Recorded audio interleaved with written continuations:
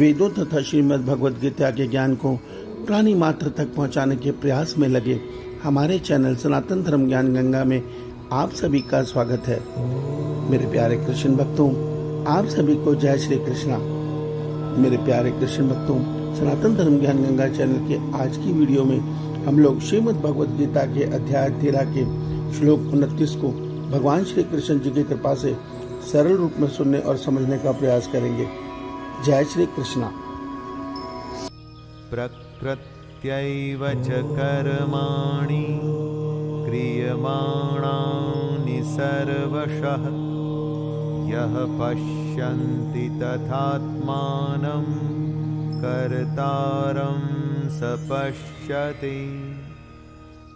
मेरे प्यारे कृष्ण भक्तों, श्रीमद् भगवद गीता के अध्याय 13 के श्लोक 29 में भगवान श्री कृष्ण जी अर्जुन के माध्यम से हम सब मनुष्य को यह सत्य बता रहे हैं कि हे अर्जुन, जो पुरुष संपूर्ण कर्मों को सब प्रकार से प्रकृति के द्वारा किए जाते हुए देखता है और आत्मा को अकर्ता देखता है, वास्तव में वही सत्य देखता है अर्थात यथार्थ देखता है। मेरे प्यारे कृष्ण भक्तों, आइए आज के इस श्लोक को हम थोड़ा सरल रूप में सुनने और समझने का प्रयास करते हैं। जय श्री कृष्णा। मेरे प्यारे कृष्ण भक्तों, आज के श्लोक को सरल रूप से समझने के लिए एक सत्य समझिए। ये जो हमारा शरीर है, ये परमात्मा की त्रिगुणात्मक प्रकृति के द्वारा रचित है, अर्थात परमात्मा की प्रकृति ने इसे रचा है। और परमात्मा की प्रकृति 3 गुणों वाली है और उन 3 गुणों के मिश्रण से यह शरीर संपूर्ण प्राणियों के शरीर बने हैं। ये संपूर्ण ब्रह्मांड इस 3 गुणों के रचना से ही बना है। तो भगवान ये कहते हैं कि ये परमात्मा की प्रकृति है, उसमें हमारा शरीर भी शामिल है। तो ये प्रकृति के जो 3 गुण है, ये हमारे मन बुद्धि को अपने अधिकार में लेकर हमारे प्रारब्ध के अनुसार हमें नाचना चाहते हैं। ये परमात्मा का संसार चलाने का बहुत सुंदर तरीका है, इसको ध्यान से समझिए। देखिए, ये 3 गुण है सत्य रज तम। जब सात्विक गुण मनुष्य में प्रबल होता है तो तब मनुष्य में धर्म की प्रवृत्ति प्रबल होती है। वह निष्काम भाव से कर्म करने का प्रयास करता है, उसका जो रुचि है वो धर्म में बढ़ती है, वो परमात्मा की भक्ति की तरफ अग्रसर होता है। मगर जब मनुष्य के अंदर रजस गुण हावी होता है तो ऐसा मनुष्य विषय भोगों में की लालसा में फंस जाता है। वो संसार के विषय भोगों को सत्य मानकर जीवन भर उन इच्छाओं के पीछे भागता रहता है कि इन इच्छाओं को पूर्ति करके मुझे सुख मिलेगा। वास्तव में उसको सुख नहीं मिलता। अर्थात रजस गुण का काम है मनुष्य को इस संसार के झूठे वैभव में फंसा के रखना। मनुष्य इस संसार में के विषयों में सुख ढूंढता हुआ जीवन बर्बाद करता है।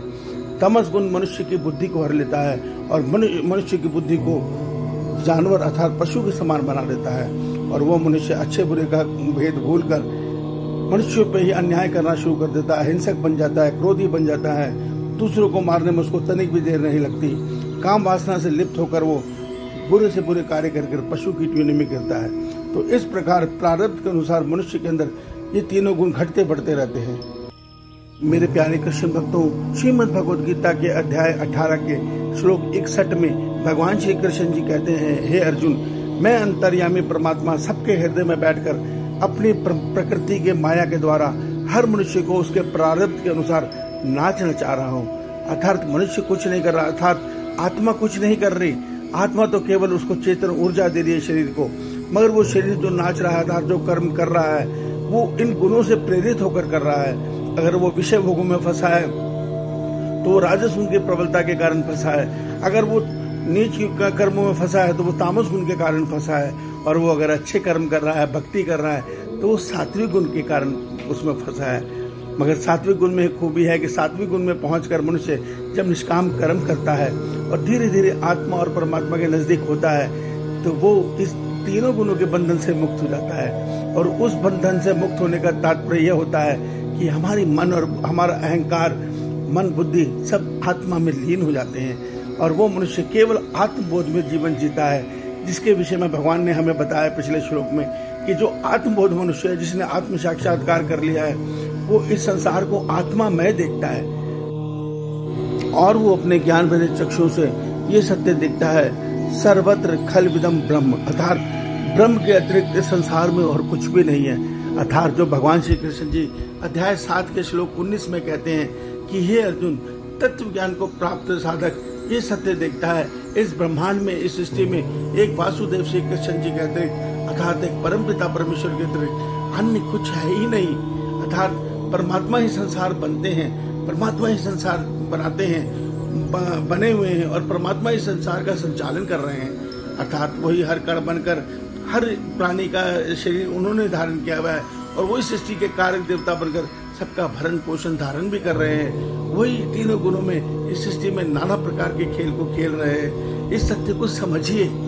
और वो खेल कैसे खेला जा रहा है? प्रकृति के द्वारा खेला जा रहा है। इस खेल का कोई अर्थ नहीं है, एक ही अर्थ है बस कि जो मनुष्य शरीर मिला है उससे इस खेल को जानो, पहचानो और ये सत्य देखो कि जो तुम्हारे अंदर हृदय में आत्मा है वो साक्षात परमात्मा का प्रतिबिंब है, अर्थात उनका अंश है। और इस सत्य को जानकर जब मनुष्य अपने को ढूंढता है तो वो ये पाता है कि मैं तो कुछ था ही नहीं, अर्थात मैं नाम की कोई चीज ही नहीं थी। ईश्वर ही मेरे अंदर अहम बनकर मुझे मैं का भ्रम पैदा किए हुए थे, अर्थात मैं तो स्वयं उनका अंश हूँ। और वो ये सोचकर उन्हीं में लीन हो जाता है।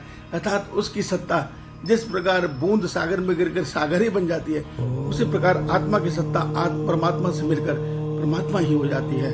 इस सत्य को समझिए। श्री भगवान आप सबका कल्याण करें। आपका दिन शुभ हो। जय श्री कृष्णा, जय श्री कृष्णा, जय श्री कृष्णा।